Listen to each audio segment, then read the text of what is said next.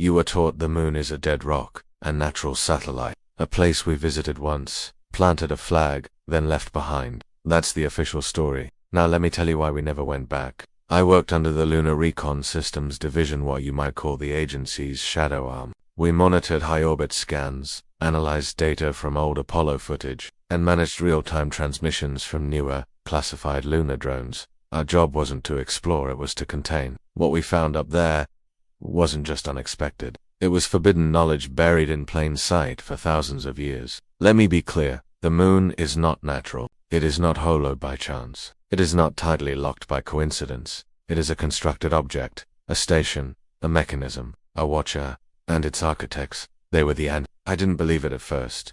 None of us did.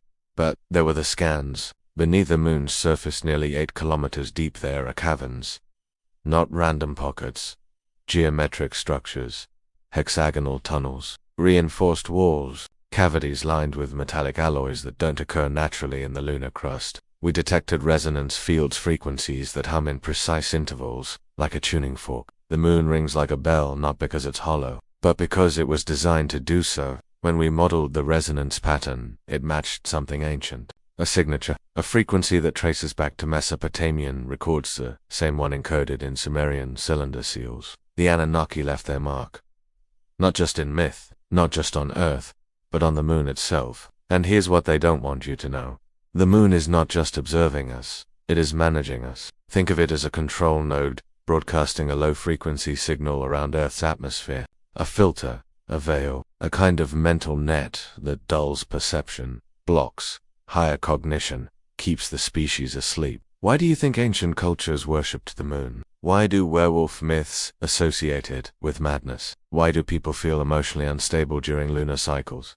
Because the signal affects us on a genetic level, and the Anunnaki knew exactly what they were doing. We found glyphs carved into subsurface walls, not scratches or symbols eerily similar to those found on ziggurats, cylinder scrolls, and the Temple of Enki. We found the beacon, a chamber, roughly 400 meters in diameter, spherical, lined with crystalline pillars. At its center, a pulsating core on thermal, cold, light-emitting, harmonic pulses in cycles of 432 Hz. The sound it made, it wasn't just noise, it was language. But we weren't the first to find it. In 1971, during Apollo 15's mission, an astronaut briefly went off coom while exploring a ridge near Hadley Rill.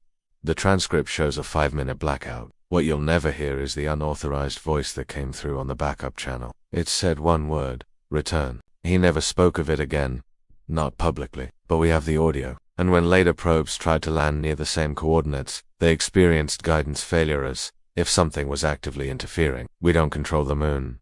They do. Whether it's fully automated or still occupied, we don't know. Some believe the Anunnaki left a remnant, an artificial intelligence, a guardian system, a sentient frequency, something that never sleeps. We've seen strange shadows in crater footage, lunar lights that rise and descend without explanation, structures on the far side, towers, domes, even hexagonal landing pads. Why do you think China, Russia, and the US are racing to the moon again? It's not about minerals.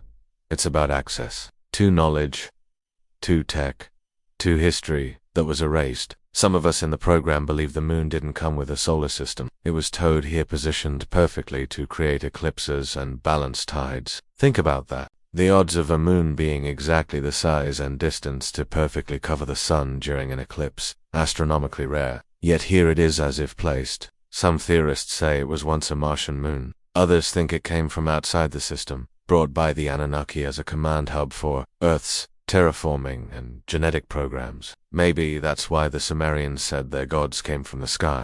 Maybe they came from the moon, and maybe they never left. You can choose not to believe me, but the next time you look up at the night sky, ask yourself why it always shows the same face, why it's perfectly still, why it sits in just the right place, and why, if it's really just a lifeless rock we've sent so few missions to it, and then gone silent, because the moon is watching, and somewhere deep inside its core, something ancient, still listening.